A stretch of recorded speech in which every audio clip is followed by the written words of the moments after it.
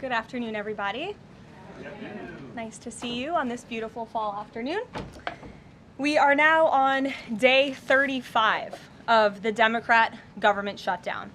The Democrats' obstructionism will break the record for the longest government shutdown in American history tonight. The Democrats are intentionally hurting American families, workers, and businesses with this shutdown to fight for free health care for illegal aliens and to appease their radical left-wing base. And it's a total disgrace. This past weekend, Americans traveling to weddings, funerals, vacations, and meetings faced significant flight disruptions at airports across the country because of staffing shortages. On Sunday alone, more than 5,000 flights traveling to and from U.S. airports were delayed. Since the Democrat shutdown began, 4 times as many staffing shortages have been reported at air traffic control facilities compared to last year. TSA checkpoint wait times ballooned past 3 hours at Houston's George Bush Intercontinental Airport, with some passengers enduring up to 5 hours in line. At nearby William P. Hobby Airport in Texas, security wait times are routinely exceeding 1 hour. More than 13,000 air traffic controllers are continuing to work without pay. Because of the Democrats, these men and women who keep our airspace safe and moving will miss a second paycheck in a row this Friday if Democrats refuse to open the government. Let me be clear to our incredible air traffic controllers across the country. President Trump and Republicans want you to get your paychecks. They want you to be paid. Please call on your Democrat senators and tell them to side with President Trump and Republicans to vote to reopen the government. Our nation's 4 largest airlines, United, Delta, American, and Southwest, have now all endorsed the Republican, nonpartisan, clean funding bill to end the government shutdown. Major unions, collectively representing tens of thousands of pilots, have also joined the airlines in calling on Democrats to pass the clean, nonpartisan CR. The travel industry is also imploring Democrats to end the shutdown and reopen the government.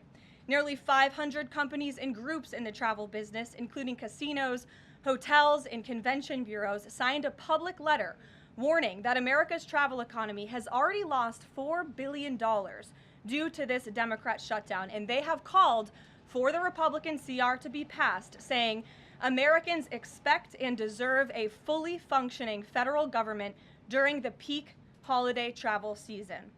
Never before have we seen private industry and union leadership so unified on the same issue, rallying behind Republicans in such a vocal way. The Democrats have completely lost the plot. They are endangering the safety, prosperity, and livelihoods of millions of Americans. It's well past time Democrats do what they did 13 times under Joe Biden and pass the clean funding bill extension. All we need are 5 Democrat senators to put country over party and vote to end this reckless shutdown. In other news, tomorrow will mark the 1-year anniversary of President Trump's historic election victory, where he won nearly 80 million votes, the popular vote, in all 7 swing states. This was the ultimate poll on November 5th. The president secured a mandate to make America great again, and he has delivered in record time. Never before have we had a president who has kept their promises like President Trump has. I'd like to go over a few of those with you. In less than 10 short months, President Trump signed the largest middle-class tax cut in history, including no tax on tips, overtime, and Social Security to put more money back into the pockets of the American people. The president ended the southern border invasion of the Biden administration, made our border the most secure in history, and he is carrying out the largest mass deportation campaign of illegal aliens in our nation's history to protect our homeland, just as promised. President Trump has aggressively taken on drug cartels by declaring them as foreign terrorist organizations and even blowing up narco-terrorists who have tried to poison the American people with fentanyl and other illegal narcotics. President Trump defeated the Biden inflation crisis, and he continues to implement a pro-growth, America First economic agenda to make America affordable again, and we are seeing the results of that every day. Inflation has remained low and steady. averaging just 2.5% compared to the painful average of 5% under Biden, and we know it was historically higher than that for most of President Biden's term. Meanwhile, real private sector wages are on track to rise by almost $1,500 since President Trump took office, a significant change to the Biden years where private sector wages declined and were being wiped out by inflation.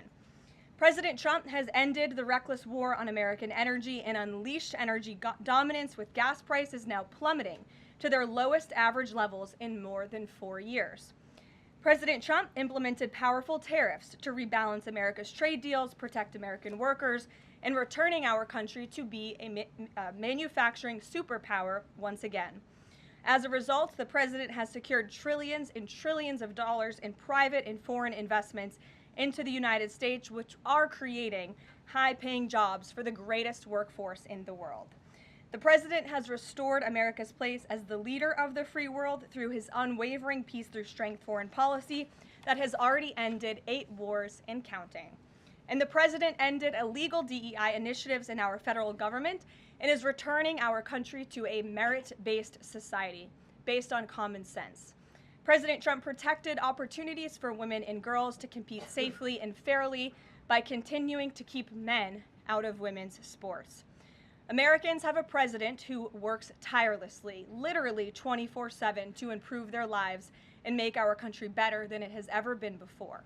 So with that, today we will open it up to questions, and we will start with our independent journalist in our new media seat, Julio Rosas. Julio, please start. Thank you. Thanks, Caroline. So over the weekend in Mexico, a mayor in Michoacan, Carlos Manso, he was assassinated while celebrating Dia de Muertos with his family. His assassination has sparked a lot of outrage. A lot of Mexicans are very upset. They're blaming President Claudia Sheinbaum for not taking the cartel threat seriously enough.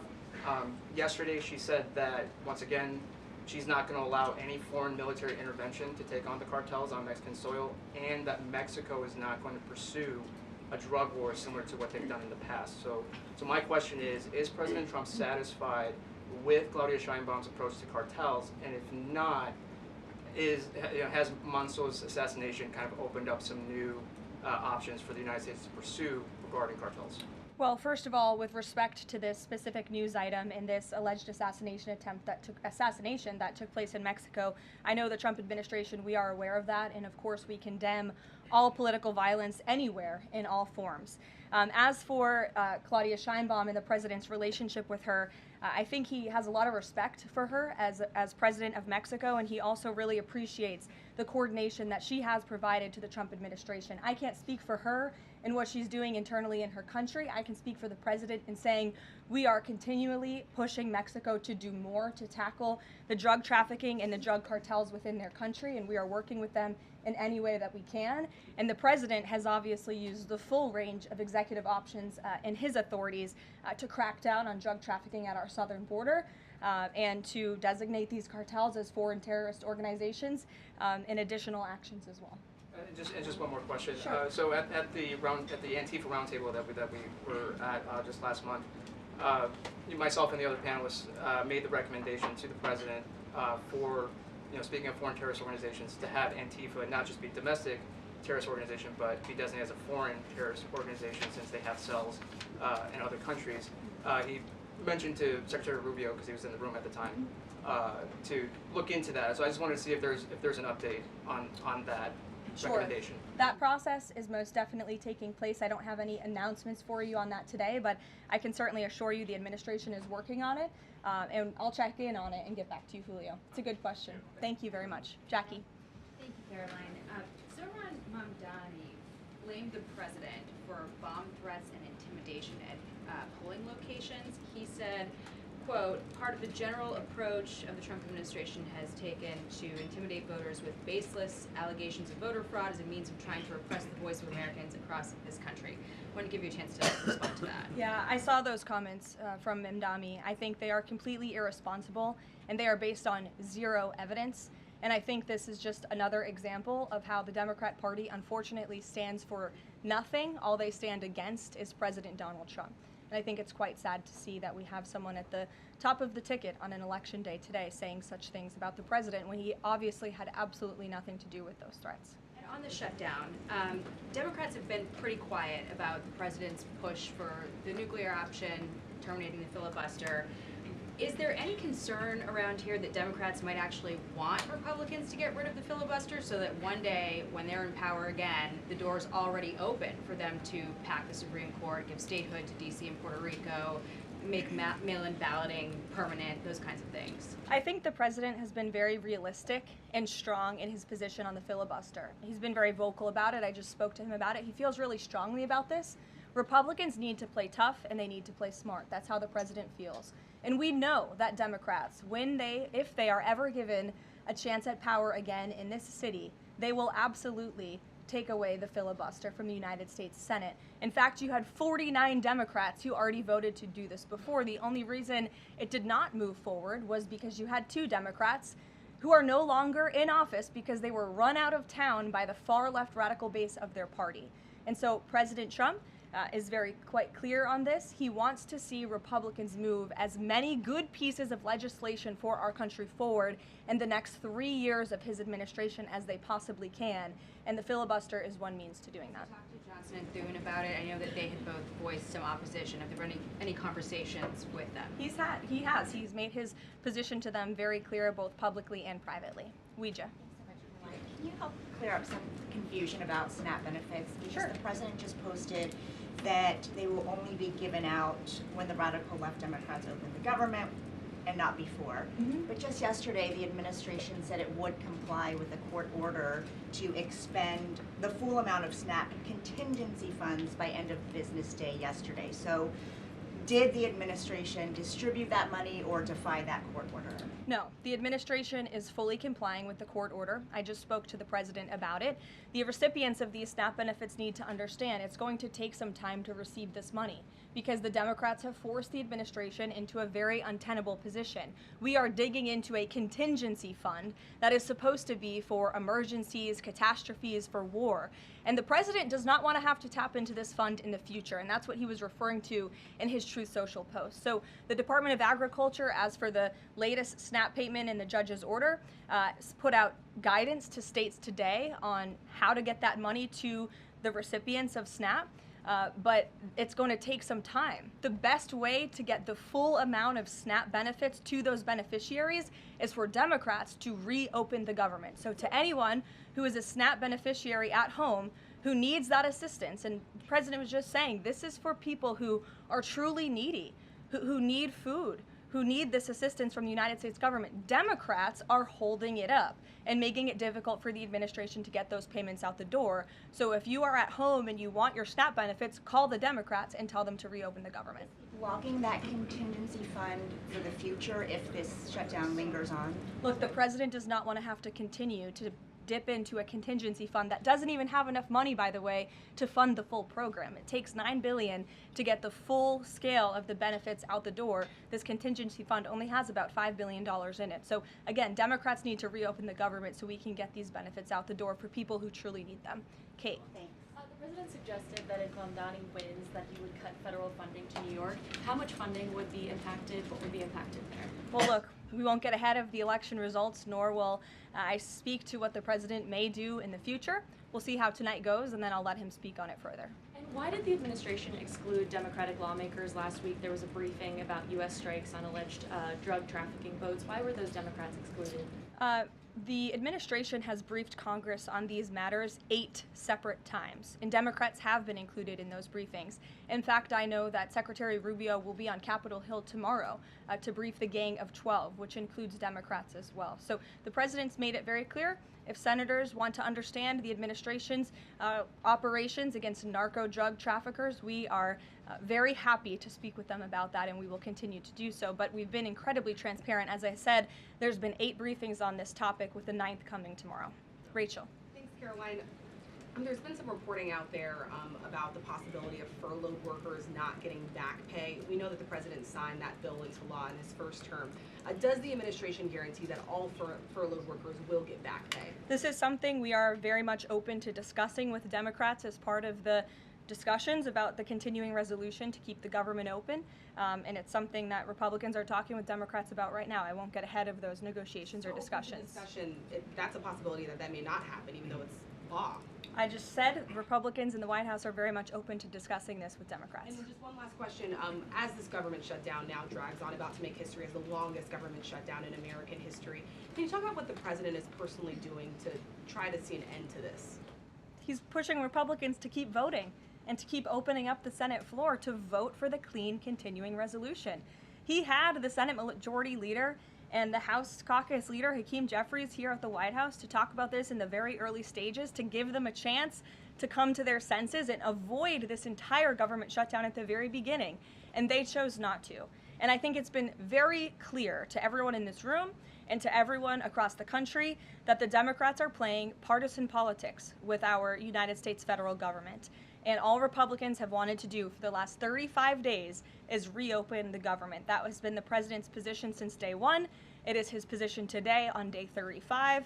And all we need are 5 common sense Democrats with have a little bit of courage and come to the table and vote with Republicans. I saw Senator John Fetterman on television last night saying that he hopes more folks in his party will step up. And we certainly agree with him on that point. Sure. Karoline, the president posted on True Social that the voting underway in California is, quote, rigged. What evidence does he have of that, and what does it mean that mail-in ballots in that state are under legal and criminal review? By whom and why? And also, in this vein, does the White House still plan to issue an executive order banning mail-in voting, and what legal authority do you have to do that? The White House is working on an executive order to strengthen our elections in this country and to ensure that there cannot be blatant fraud, as we've seen in California with their universal mail-in voting system. It's absolutely true that there's fraud in California's elections. It's just a fact. It is just a fact. They have a universal mail-in voting system, which we know is ripe for fraud. And if you want to deny that, I'm happy to provide you all of the evidence for it. I'd be glad to send that to you after this briefing. Rigged. Fraudulent ballots that are being mailed in the names of other people, in the names of illegal aliens who shouldn't be voting in American elections. There's countless examples, and we'd be happy to provide them. As for executive action the White House is taking, yes, we are looking into that. And like any executive order, of course, any executive order the president signs is within his full executive authority and within the confines of the law. Stephen. Thank you, Caroline. I've got 2 questions I'd like to ask you about New York, but first I'd like to ask you about breaking news from the Attorney General. She revealed just about an hour ago that the Biden Justice Department seized President Trump's official first-term phone and subpoenaed his private phone records. Do you have a reaction to that? And also, do we know if they actually got those private call records? I saw the Attorney General's post on that. For additional questions, I would refer you to the Department of Justice, but I think this is just further evidence of the egregious overreach and weaponization of government that took place under the previous White House against then former President and now President Donald J. Trump. It was a clear effort by the Biden White House and the Biden DOJ to go after the president, and this is just further evidence of that. On New York, we've seen the president's messages that he's put out, but could you describe how he's feeling as a New Yorker watching this election? Well, the president is a New Yorker and he loves New York. It is his home. He talks about that all of the time, and he's made his thoughts on this election quite clear, I think, himself. In the back, yes, go ahead. Thank you. Over the weekend, there were reports. I was going to you in the green, but go ahead and then you can have your question. Thank you. Over the weekend, there were reports that President Trump was due to host President of Syria, Ahmed al-Sharia, on Monday. Do you have any preview for that meeting? Is he expected to invite him to join the U.S.-led anti-ISIS coalition? I can confirm that that meeting will be taking place here at the White House on Monday, and this is part of the president's efforts in diplomacy to meet with anyone around the world in the pursuit of peace. And as you know, when the president was in the Middle East, he made the historic decision to lift sanctions on Syria to give them a real chance at peace. And I think the administration, we've seen good progress on that front under their new leadership. And so he will be here at the White House on Monday, and I'll let the president speak further on it on Monday. Yes, go ahead. Thank you, Caroline. I was just curious, you had mentioned there that President Trump, as we know, has been speaking with Republican leaders in Congress about reopening the government. Is he involved in any other negotiations? And is he prepared to sign something if a deal does come out by the end of this week? On top of that, with SNAP benefits, does he have any authorities or considering any authority there to release more funds to help people who are desperately needing these benefits? So look, I think I've already answered the question on SNAP. We're complying with the court's order and we're getting that partial payment out the door as much as we can and as quickly as we can, but it's going to take some time because again, this is a prorated payment that we're tapping into a contingency fund for. The best way to get those payments out the door is for Democrats to reopen the government. But yes, the president is in constant communication with his friends on Capitol Hill. They know, they call, he answers, he picks up the phone. He's a very transparent president in that way. And as soon as the Democrats pass the clean continuing resolution, President Trump will be here to sign it. Michael. Thank you, Caroline. President Trump has threatened to go into Nigeria guns a-blazing if Nigeria's government does not stop the killing of Christians in that country. Has the White House heard back from Nigeria's government on this threat? As the president stated, Michael, if the Nigerian government continues to allow the killing of Christians, the United States will immediately stop all aid and assistance to Nigeria and may take action to wipe out the Islamic terrorists who are committing these horrible atrocities, especially against innocent women and children. I don't have any further announcements on that for you today, but I can assure you the President of the United States is watching this situation unfold very closely, as is our Secretary of State, Marco Rubio. Caroline, President Trump has endorsed Andrew Cuomo in New York City's mayoral race. He has not by name endorsed Winsome Sears in Virginia's gubernatorial race. Why is that? Look, as you know from this podium, I'm quite limited in what I can say with regards to ongoing political elections. I think the president has spoken for himself and what he wants to see take place in these elections today. Lalit. Thank you. I would like to ask you about India-US relationship. What is President's thoughts on the future of India-US relationship? I'm sorry, Lalit, can you repeat that? What is President's thoughts on future of India-US relationship? I think he feels very positive and strongly about it. As you know, he recently, a few weeks back, spoke to Prime Minister directly when he celebrated in the Oval Office Diwali with many high-ranking Indian American officials here at the White House. We have a great U.S. ambassador to India in Mr. Sergio Gore, who will represent our country very well.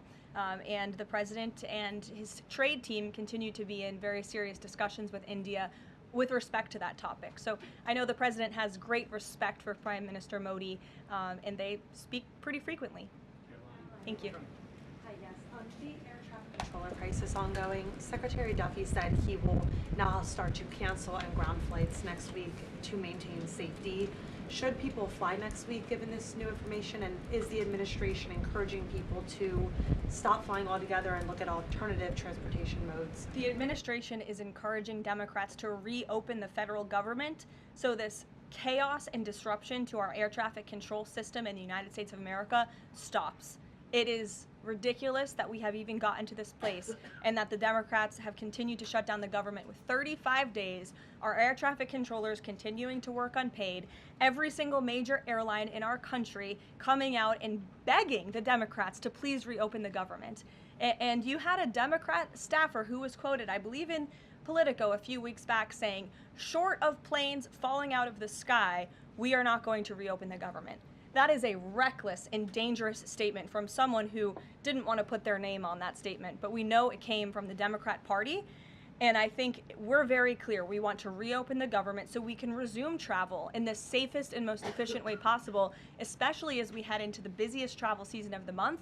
We have Thanksgiving in a few weeks. And so Americans across the country need to make it very clear to their Democrat representatives that we want this government to be reopened so we can resume safe and efficient travel.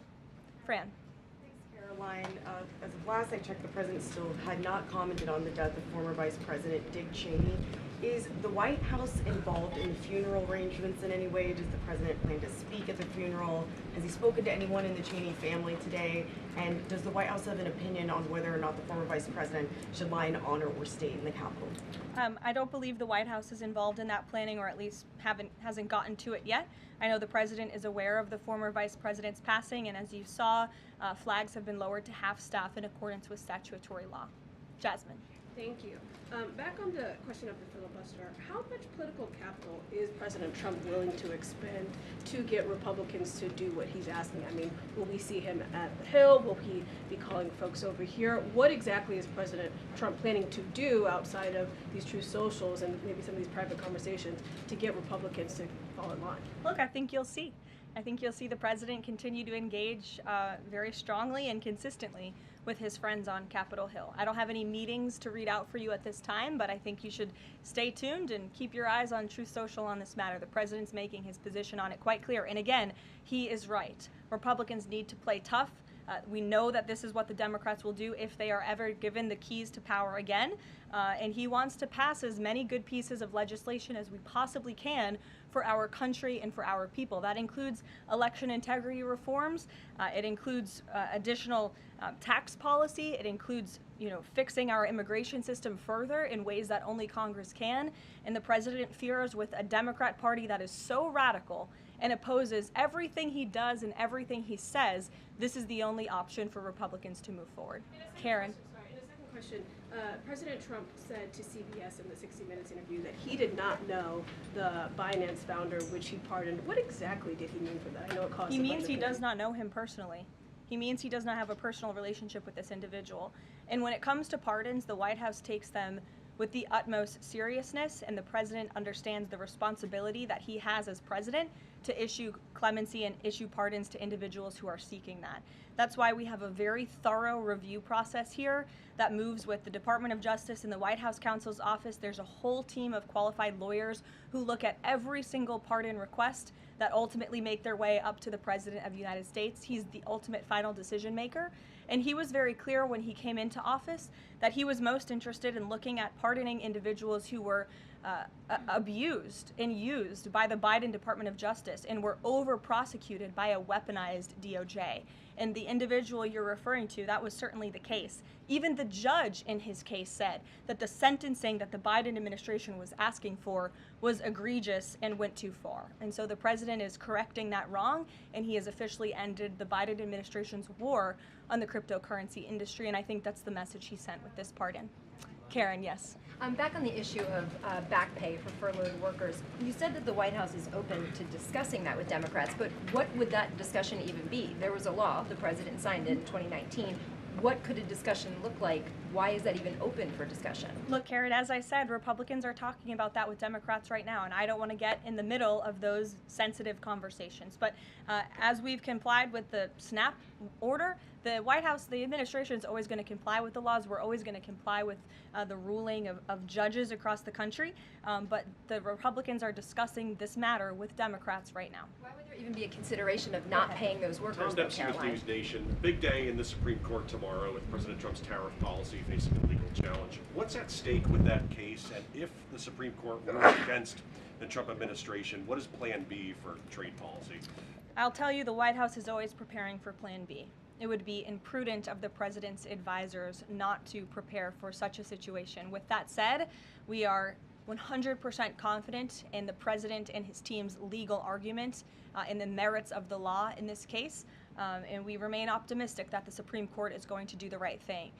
The importance of this case cannot be overstated. The president must have the emergency authority to utilize tariffs. Look at what President Trump has been able to do with the leverage and the power of tariffs. He's been able to sign peace deals all over the world and end global conflicts and literally save lives. He's been able to bring in trillions of dollars of investments into our country. In fact, this year alone, we are going to cut the deficit by $600 billion, namely because of the president's effective use of tariffs. And the president strongly believes that economic security is a matter of national security, and tariffs have a lot to do with that. And this case is not just about President Trump.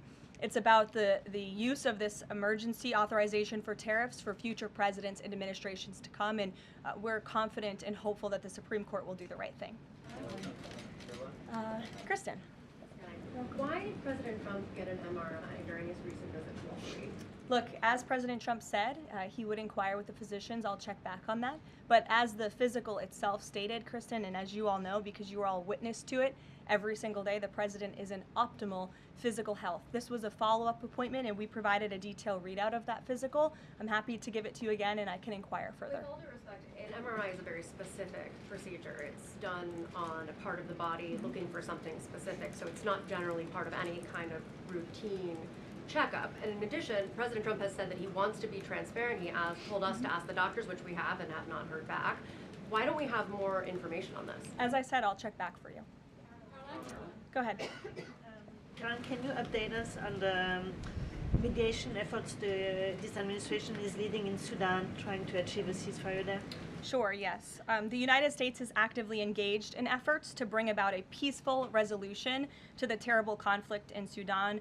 We remain committed to working with our international partners, including Quad members, Egypt, Saudi Arabia, the UAE, as well as others, to lead a negotiated peace process that addresses both the immediate humanitarian crisis and the longer-term political challenges. I actually spoke with Secretary Rubio about this morning, as of course there's been, kind of an uptick in recent reporting on the matter, and he assured me that the administration is very much engaged. We're in pretty frequent communication with those Arab partners that I just mentioned, and we want to see this conflict come to a peaceful end, just as we have with so many others, but the reality is it's a very complicated situation on the ground right now.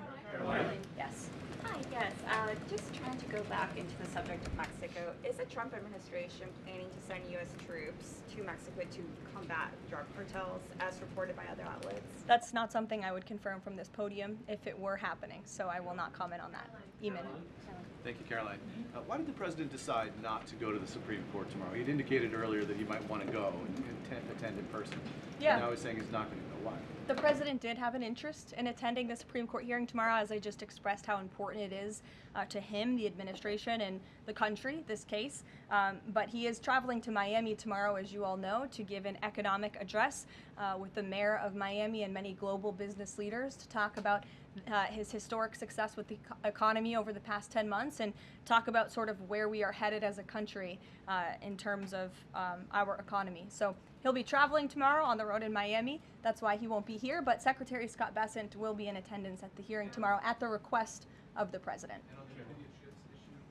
He has said that he doesn't want to export the high-end NVIDIA chips to China, but the Wall Street Journal reported yesterday that there was some question about whether the president would raise this as a possible concession with the Chinese side during his meeting with Xi Jinping. So does the White House consider NVIDIA chip exports to China to be a closed issue right now, or is this an ongoing negotiation between the United States, China, and NVIDIA at this point? The president has made his position on this very clear, both to the Chinese and also to all of you. He's answered this question directly. As for the most advanced chips, the Blackwell chip, that's not something we're interested in selling to China at this time. Annie? Does the president think that the results of the Virginia or New Jersey gubernatorial races tomorrow, or statewide races tomorrow, will in any way reflect a voter sentiment towards his administration? Look, Annie, I'm not at liberty to talk about the election results, and I certainly won't get ahead of them. I'm not going to engage in hypotheticals that may or may not happen tonight. We'll have to watch and see. And I'm sure you'll hear directly from the president tomorrow on that point. Quickly on Snap, just really quickly, is there anything that prompted the president's tweet this morning? Because it did seem quite different from some of his other communications about Snap.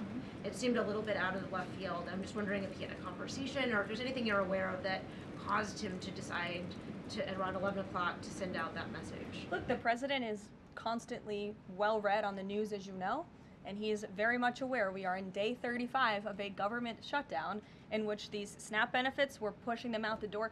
USDA put out that guidance to the states this morning. The president was aware of that, and he wants to make it very clear that these benefits are in jeopardy because of the Democrats, and they should just open the government so that we can continue getting these funds out the door in an easier and more efficient way. There's some new reporting that just dropped a few minutes ago that the Trump administration is negotiating with the makers of Ozempic to sell some weight loss drugs for $149 a month. That's according to the Wall Street Journal. Do you have any more information on that? Can you confirm that? I think the president has said himself in previous most favored nations announcements that this is something that the administration has been engaged in and looking into. I won't get ahead of the president on any future announcements, but I will echo his strong commitment to bringing down drug prices in this country. And you've heard it directly from Secretary Kennedy and Dr. Marty McCary and his entire Health and Human Services team, how committed the president is to bringing down the cost of drugs, and we're working with pharmaceutical companies to do that every day. Very quickly, Caroline, on SNAP. I know it's been asked, and I know Weege asked it, but I want to put a fine point on it. You talked about the president's post here, and he wrote that SNAP benefits will only be given when radical left Democrats open up the government. I understand your previous answers, but as written, how would that not violate the court order as it's written? I've now answered this question several times, Gabe. We are complying with the court's order. We are getting the payments out the door as quickly as we can. USDA sent the guidance to the state. The president is referring to future SNAP payments. He does not want to have to keep tapping in to an emergency fund and depleting it. In the case of a catastrophe in this country, he wants to have those funds preserved, as they should be. And he's made it very clear Democrats should reopen the government. I have one final positive note for all of you. I told you I would keep you posted when the White House would resume public tours. Well, I'm pleased to announce the Office of the First Lady has reopened the doors for public tours on Tuesday, December 2nd. There will be an updated route, of course, for guests in light of the ballroom construction that's taking place, but we very much look forward to celebrating the holiday season. And the public and members of Congress and anyone who wants to come visit the First Lady's beautiful decorations is welcome to go to whitehouse.gov/visit to sign up for a tour. Thanks, guys. We'll see you tomorrow.